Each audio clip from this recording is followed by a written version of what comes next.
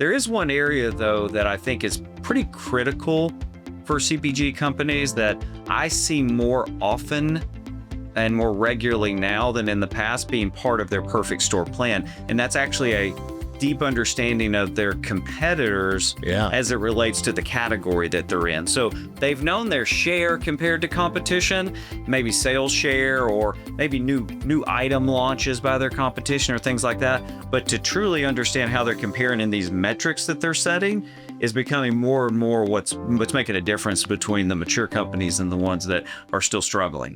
Okay, everyone, welcome back to the Conversations on Retail Storesight podcast. I'm Mark, and I'm here with my co-host Henry, and today we're tackling a concept that is critical for most every CPG team, the ultimate goal, what we call the perfect store. The perfect store. It's a wonderful idea, Mark. I've never seen one in the wild. It's kind of like a unicorn. It is. It's a beautiful plan that's typically meticulously crafted in headquarters. A lot has been written. Articles and white papers have been written about it. You can't even open a trade journal today without seeing a headline about codifying and the perfect store strategy. But let's be honest. It often feels like a corporate myth, a fantasy that big CPG companies are chasing. Yeah, I mean, I understand it. I don't think it's a myth, Henry. I think it's a framework or maybe at least a goalpost, right? A definition of success. I think at its core, perfect store is just, it's trying to define what the ideal in-store conditions should look like, right? Now, it's different for everybody. Yep. It's customized by brand, retailer. I bet if we tried to do the math on all the perfect store combinations out there, it'd be pretty big, right? But at its core, I think it's trying to turn an abstract idea like winning at the shelf into real standards that can actually be measured, like the right product, the right place, right time, right price. It's kind of like the blueprint for the game, I guess. Yeah, a blueprint. I get that, yes. A blueprint that lives a bit in a vacuum. I've been around a long time, and different manufacturers call it some different things. Some call it perfect stores. As we've said, I've heard golden stores, and there's even a concept out there called the right execution daily, RED. But the idea is the same. Codify a picture of success.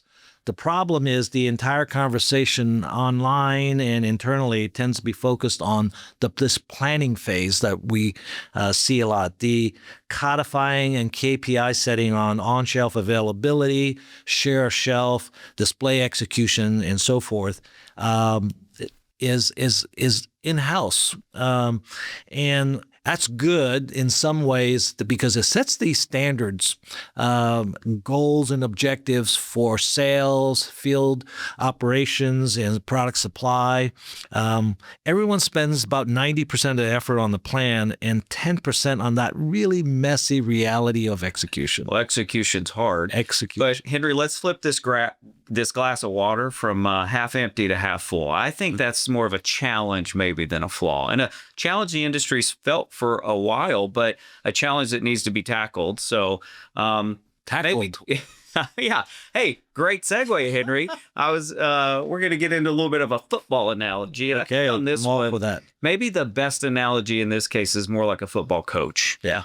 For the folks listening here today that feel like they have to steer the game plan of their execution at retail, what we're talking about today is a lot like a football coach.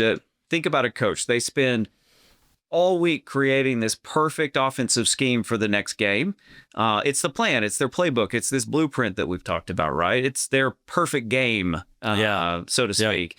But, of course, once the whistle blows and the game starts, they pretty much need an immediate view of what's actually happening because guess what? Their plans are going to have to change. They have to figure out if the perfect game is going to plan, right? The real gap is between what they thought the perfect plan was and what's actually happening out on the field. And that's probably where the game is won and lost. You know, in the past few decades, Mark, sports tech and analytics have come quite a bit of distance. Teams and players are being tracked and measured against plan and expectations. Coaches now have tremendous visibility to what's really going on in the field, and they're collecting that data, and they have analysts everywhere. But CPG teams have what?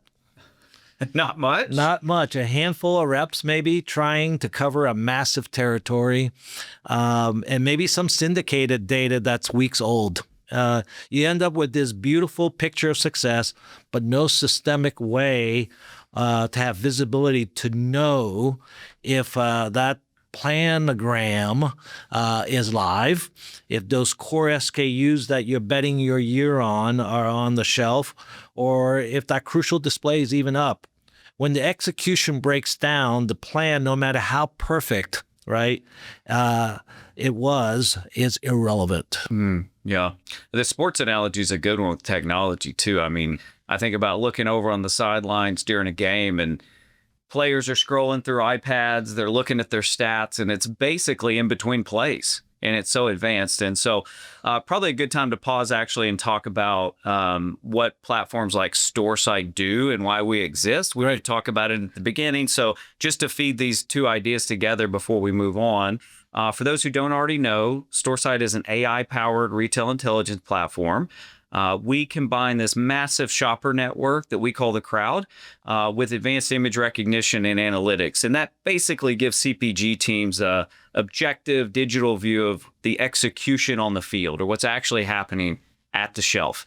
And they can see things every single day and at scale all across the country. So we bridge that world of planning that comes into the process with the reality of what's actually happening with execution.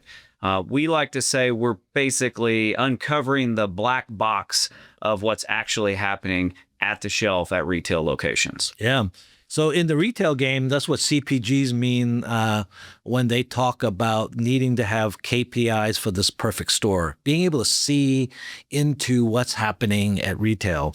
But I'm still skeptical. I know I've been sounding that way. How do you go from conceptual KPI to actual, right? How do you measure reality across thousands and thousands of stores?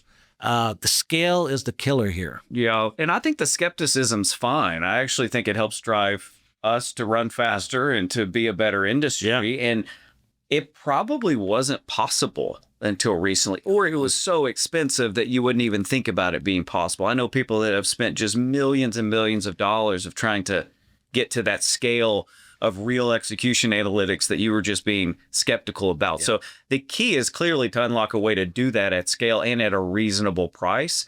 We know technology is changing that world a little bit. So people need to know what's going on at scale and always on. And we essentially try to give CPG teams the ability to do that. We do it through pictures. We do it through a mass scale of pictures and the technology to analyze those pictures in real time and to assess the conditions on the field. So we give our CPG customers, like the technology in football gives the coach, the ability to see the field, as it's happening. Mm-hmm. One more thing. I think maybe before we move on, we've covered the big idea, right? Okay. I mean, we know what a perfect story is or what it's supposed to be. Yeah. Most people listening to this will have either tried to design one or try to make sure the store is executing one, but maybe it'd be helpful to actually look at what we would consider to be some of those foundational pillars of a perfect story, dig into those metrics and see if it resonates with folks in the audience. And if these are the areas they also are seeing their challenges where execution most often fails. So the first one I think is almost a blinding flash of the obvious, Henry, and it's on-shelf availability. On-shelf availability. Right. It turns out you need your product available for the customer to buy to make any money off of it. So yeah, not a big idea, but it's worth talking about because a perfect store vision really starts with this basic assumption. Yeah, and that's usually where the plan immediately falls apart. The plan says the must-be in-stock SKU needs to be 98% in stock on the shelf. Mm-hmm. But the reality is there's a massive hole in many of the stores on the shelf. And without a tool like Storesight, the first time the category manager sees it is in a meeting hopefully not with the buyer. Yeah. The execution is failing, and the team or the coach has no timely data to course correct. Yeah. So no surprise, stock levels, on-shelf availability, out of stocks are the first critical pillar of a perfect store. Absolutely. Because guess what? You don't design your planogram and your JDA files with out of stocks in them. That's right. You design them fully stocked, fully faced out, and fully zoned, and then you run your analytics on what that should mean for your business. So it's the first thing that could fall apart in execution that's going to be an immediate impact to the bottom line of the business, obviously. The next pillar, I think, is one that's probably grown in its prominence of importance, and we certainly are focused on a lot, and that's share of shelf. It's just like share of sales, of course, but as it actually is represented on the shelf, how much space, right? How much space are your brands commanding versus what your competitors are commanding inside of a category? It's kind of the ultimate expression of what your customer sees when they're standing at the shelf. Whose brands and products are they seeing, and at what scale and at what percentage, so that you really know what share you command of that planogram. Yeah, the share of shelf. When we think about share of shelf, I bet you that it's incredibly difficult to measure that. Because I bet a large majority of the stores out there are executing a different plan than the one that the brand had worked on. For 100 different reasons. Right. The plan says 3 facings. The reality, there's 2 because the category is overstocked with a competitor's item or some underselling promotion product that had to be reshelved. Whatever it is, the perfect store plan is constantly undermined by poor execution at the shelf. And again, CPGs can't prove it at scale without technology. Yeah, it makes sense. For an example, if someone's expecting to have 20% of the share of shelf with their brand, without truly knowing or looking, they may be unknowingly executing at 18, 17, 16%. Or much less. And if it's not there, it's not going to end up at the register. That's right. If they're lucky, maybe they're executing more share of shelf than they expected, but they need to know that too. And that may be what driving their sales volume. So share of shelf was pillar number 2. Number 3 is actually very much tied to that, but a little bit more granular. And I would just call it planogram compliance in general. And planogram compliance has a lot of detail around it, position, adjacencies. Those listening to this who have drawn planograms or mods, as you call them in the Walmart world, would know there's a lot of detail around these things. Spacing between shelves, SKU rationalization based upon sales performance and inventory and so on, right? Planogram compliance is all about making sure that the full aisle and full section looks like what it was designed to from every angle. You know, our years as field agent before Storesight, we did projects with our clients and with their major customers. And I was always surprised at how planogram compliance is a real issue, but it's completely under-resourced in terms of trying to figure out why it's not working and what percentage of stores are executing according to planogram. So CPG teams spend a lot of time just trying to execute that, and very, very little time trying to figure out how to fix compliance issues. Well, we all know the real world has all these little elements. Yeah. Fixtures that don't look like they were supposed to. The store got shipped something wrong. I mean, frankly, it could have just been a different person setting it this time than did last time. We could go on, and I don't think it's about necessarily understanding every little wrinkle, but it is understanding whether it's being executed like you thought it was going to. Yeah, that's what planogram compliance is all about. Maybe as a quick aside, Henry, why is it so hard? Why is it so hard? Why is this such a complex industry when it comes to a planogram complying to what it was drawn up to look like? You've been around a little while. What do you think? Plans are great.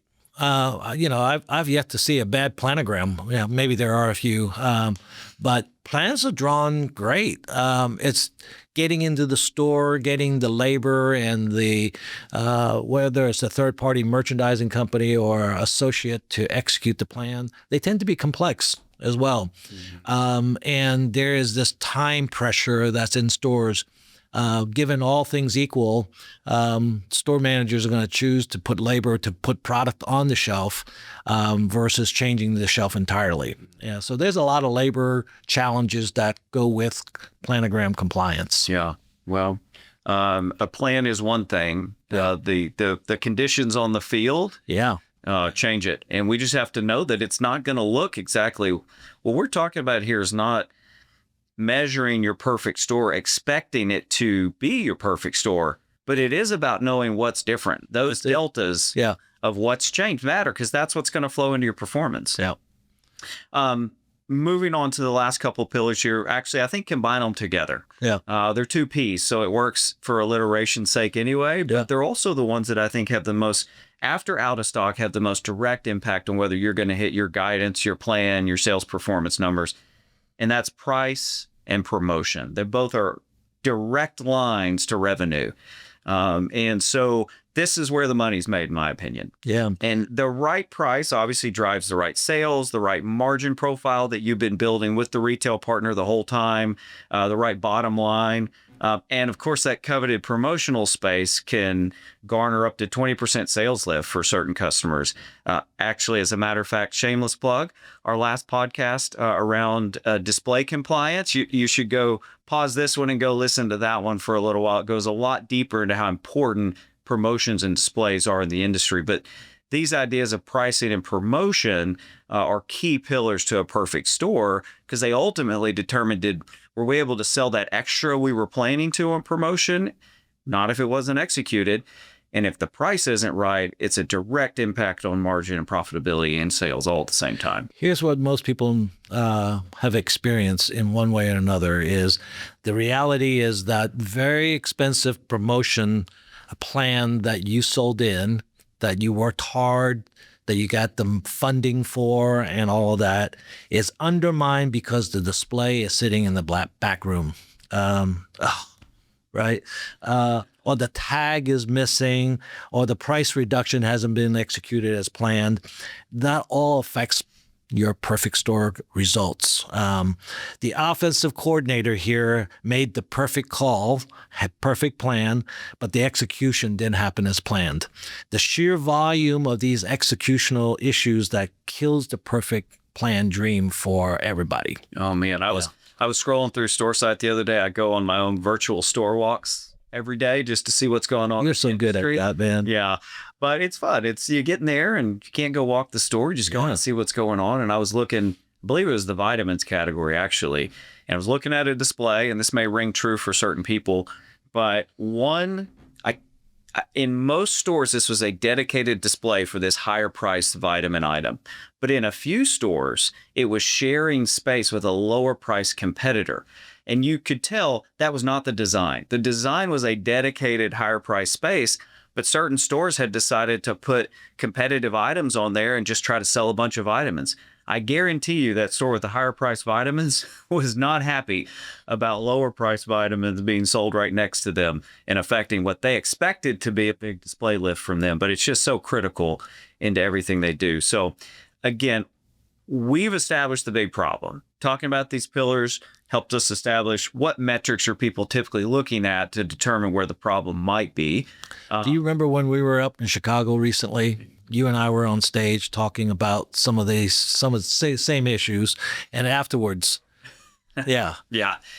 So what do we do about it? Yeah. Right? Somebody in the audience goes, now we know the problem. Yeah. Yeah. You fix it. Can you fix it? Yeah. So that's what we're talking about. Yeah. I'm glad you asked. So the coach sees the failures. You know, you as CPG leaders and brand leaders out there certainly see the failures, but what happens next, right? Right. They don't just watch execution go flat. Good coaches certainly don't. They don't keep their job very long, but they're not just watching things change and move and potentially go a way they didn't expect. They make what we refer to as a second half adjustment. That's right. I would maybe even argue that in the context of this, it might be the second play adjustment. You're not waiting until halftime. That's the whole point. Coaches are adjusting on the spot. Yeah, near real-time data that is needed now today because the pace and execution at retail is so much faster these days than it used to be. So the coach has to analyze why something's happening on the field, the why, and make adjustments. They need to turn raw data from photos into an executable workflow, a playbook for the field team. Yeah. Well, playbooks are everywhere. Yeah. I suspect most folks live in the world of having certain playbooks they use. And in CPG, it's a lot of analytical playbooks. It's that Monday report, that Friday report, those things that tell you how you're doing. And so that exists in perfect store world too. So if you're in a position to where you've built a perfect store or thought about what one should be, but having a really hard time seeing if it's actually being executed in the way that it is, that's the key. You translate that scorecard, that perfect store expectation, into a set of measurable metrics where you can see how you're doing. We're working with many companies who are trying to do this. They want to not only have the perfect store concept or KPIs, they want to be able to measure it on a consistent basis, and they want to use that to measure performance of their sales team and field operations partners. Yeah. So it's becoming very, very important. Well, it makes sense. And I would actually if you analyze all the pillars, I think people could say, honestly, you know what, I've got a good dashboard or report for out of stocks. Okay. There's probably something missing on how it actually looks on the shelf, but sure, there's been a lot of data around out of stocks. But you get into things like pricing actually at the shelf, promotional compliance, or share of the shelf display, share of shelf, or what percentage of the displays am I actually getting at the shelf? Yeah. That's probably where most people's scorecards and metrics.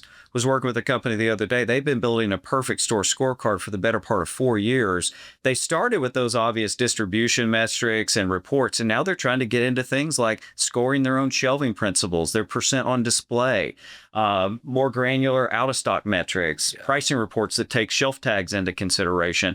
Those are the kind of things we're talking about here to up-level that scoring. That's really exciting stuff, So where do we go from here, Mark? Well, I don't know. We've we think about corporate a lot, and we've talked about headquarters. Yep. The only other piece I would say is that we have to think about the field teams too. Yeah. Right. So maybe picture an example of a report that comes through, and it shows lowest performing stores and some of these pillars that we've talked about.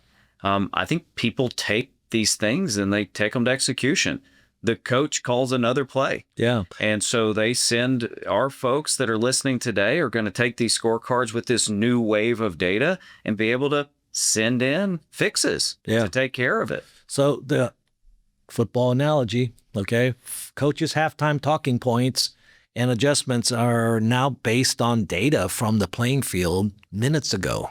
It's halftime. They go in the locker room, and the assistant gives them the first half stats. Yeah, that's true. Yeah, you always see them with a piece of paper in their hand now. They've got it. And actually, when Indiana beat Ohio State recently, it was beautiful. Stignetti came in and talked to the panel of announcers, and he had the game stats in his hands, and he rattled them off. It was minutes after the game. Yeah. It's unbelievable. I bet they weren't exactly like the plan he drew up either. No, they're not. The result was though. But, for our CPG teams, instead of the field rep driving to the next store on their schedule, maybe with a little bit of help from AI, they are going to get prioritized visits informed by ground truth from the stores based on where there's the best ROI. The future's here. We can do this. This changes the rhythm of this business. You're no longer chasing, weeks old syndicated data. You're addressing current business and execution opportunities. Yeah. That's really exciting. Well, it's a real value. Yeah. The value comes in, we're adding a layer of insights here on top of what today, but the value comes in changing the execution, working with your buyer partner, working with your field teams, closing those execution gaps so that the next time you score yourself, you're back closer to the perfect plan that you had. There is one area, though, that I think is pretty critical for CPG companies that I see more often and more regularly now than in the past being part of their perfect store plan. And that's actually a deep understanding of their competitors as it relates to the category that they're in. So they've known their share compared to competition, maybe sales share or maybe new item launches by their competition or things like that. But to truly understand how they're comparing in these metrics that they're setting is becoming more and more what's making a difference between the mature companies and the ones that are still struggling. Okay, Mark, you're starting to get me now. I'll admit that's really powerful. And you can imagine instead of saying to your buyer, hey, we're underspaced. Maybe in a strategic conversation with the retailer in the future, you can say, our goal is to be on parity with competitor X, right? On features and facing. And currently the execution is there's a 3 facing gap and there's 2 end caps to our 0 end caps. We need to put a plan together, those specifics that are backed up by photos and data turn a kind of a complaint conversation into an action-oriented business discussion. The planning now is supported by ground truth, and retailers really react well to ground truth. Or, I mean, I think about new item launches. They're so critical to a company's success. So everyone is going to say they have a plan to win on new item launches. And they're probably going to have set some metrics to how they ramp into the market, how it affects their overall share, their overall sales. But now they need to be able to say, we're actually going to measure it at the shelf during those critical weeks and months after launch to see why it's performing the way that it is and what we're seeing that we didn't know about during the planning process. So it's no longer whether the plan is good, right? It's more about making sure that all the parties have executed the plan on the field, and the data will help with that.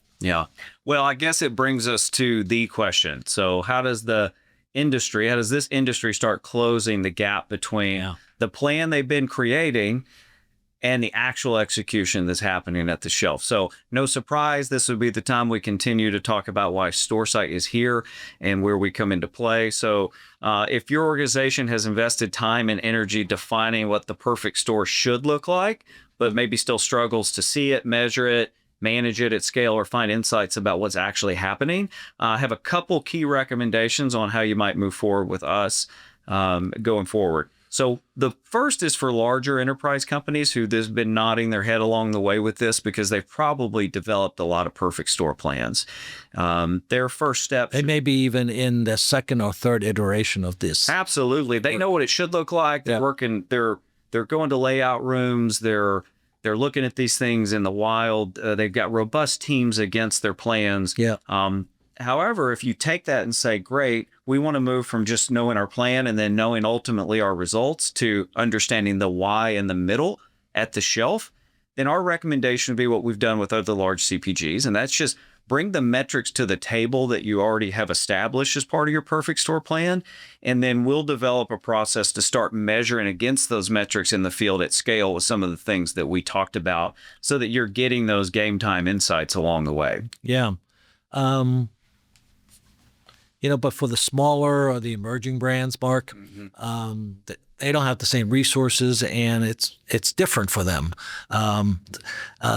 Your plan, if you're one of those smaller emerging brands, your plan may not be as formalized. Maybe you need some diagnostics. Our recommendation is that you run some focused perfect store diagnostics, a bundle of quick audits that we could do for you across OSA, evaluating the shelf, pricing, and competitive tracking in a defined region of the country or with a key retailer. This gives you really fast, objective baseline